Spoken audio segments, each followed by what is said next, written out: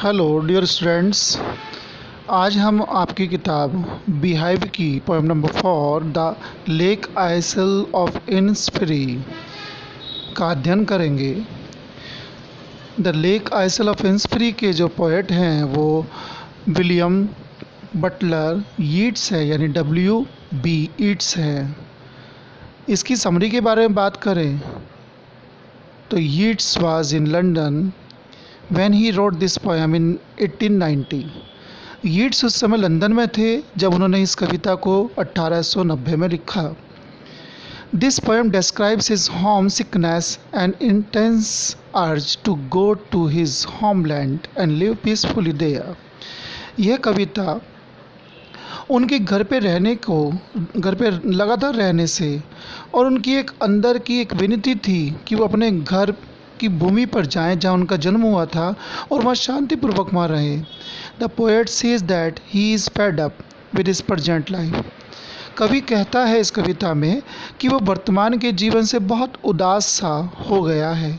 He will go to इन्सफ्री, वह इन्सफ्री में जाएगा, the land of his childhood, जो वो उसके बचपन की धरती है।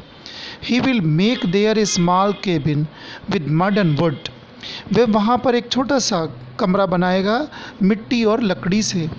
ही विल ग्रो बीन प्लांट्स, वह वहाँ बीन्स के यानी फलियों के पौधे लगाएगा। And way beehive and live there alone, और वहाँ पे एक मधुमक्खी का छत्ता बनाएगा और वहाँ पे वो अकेला रहेगा। The poet says that he will have complete peace of mind at Innisfree land.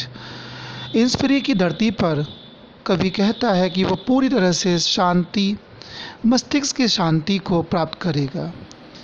He will enjoy the sweet weather of the morning time, वे प्रातःकाल के समय के जो मौसम होता है बहुत प्यारा सा, उसका आनंद लेगा।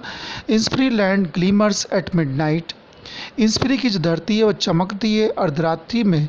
बिकम्स पर्पल एट नून, और दोपहर के समय वो बैंगनी रंग की हो जाती है। And full of small sparrow in the evening, और पक्षियों से भरपूर हो जाती है संध्या के समय।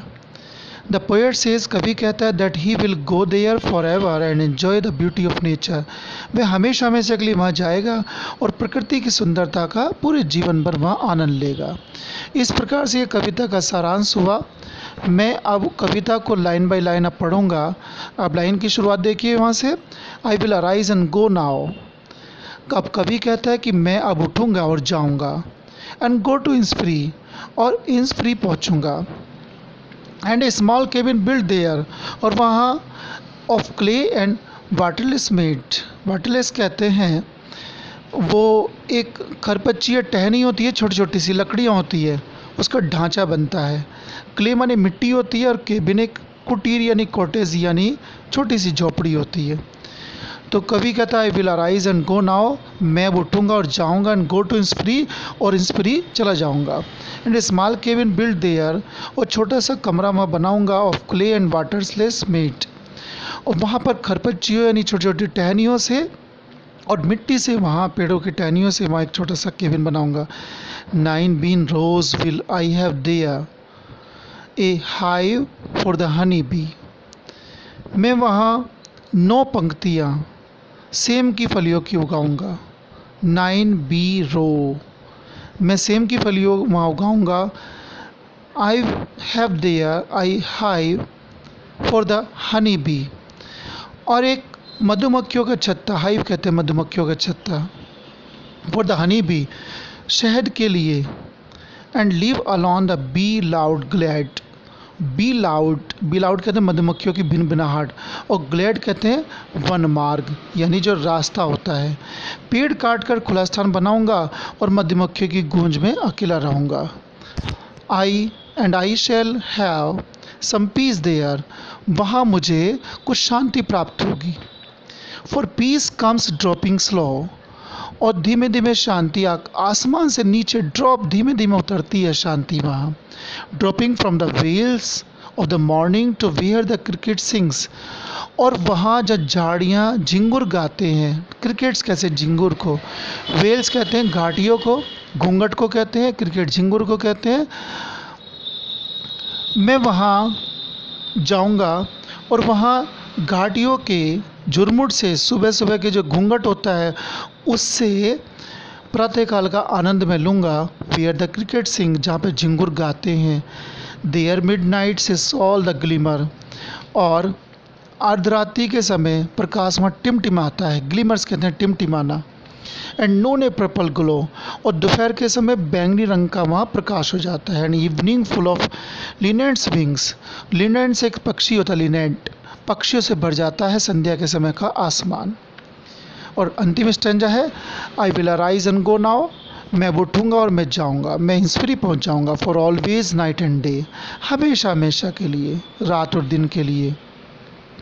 आई hear the lake water lapping with low sound by the shore, मैं सुनता हूँ लेक वाटर, उस झील की पानी की, लैपिंग कहते हैं चाटना, लहरों का जो उछाल होता है किनारे से टकराती हैं, यानी पानी का एक तरह से तलछटी को चाटना होता है। तो लैपिंग पानी की आवाज़ को भी कहते हैं। विद लो साउंड, धीमी सी आवाज़ के साथ, बाय द शोर कहते हैं किनारों को। While I stand on the road भी, और मैं वहाँ सड़क के किनारे पर खड़ा हो जाऊँगा, पगडंडी पर खड़ा होता हूँ। और ऑन द पेमेंट क्री, या मैं जो एक किनारा होता है, एक सड़क का जो किनारा होता है, पेमेंट होता है जहाँ पैदल चलते हैं, वहाँ पर मैं खड़ा होता हूँ। I hear it in the deep heart core, और मैं इन लहरों को हृदय की गहराई से, जो धीमी धीमी आवाज़ आ रही है, मैं उनको सुनता हूँ। अर्थात इस कविता में कवि शांति का अनुभव करने के लिए अपने बालपन की, जहाँ उसका जन्म हुआ था, उस धरती पर, उस इंस्फ्री पर जाना चाहता है। धन्यवाद।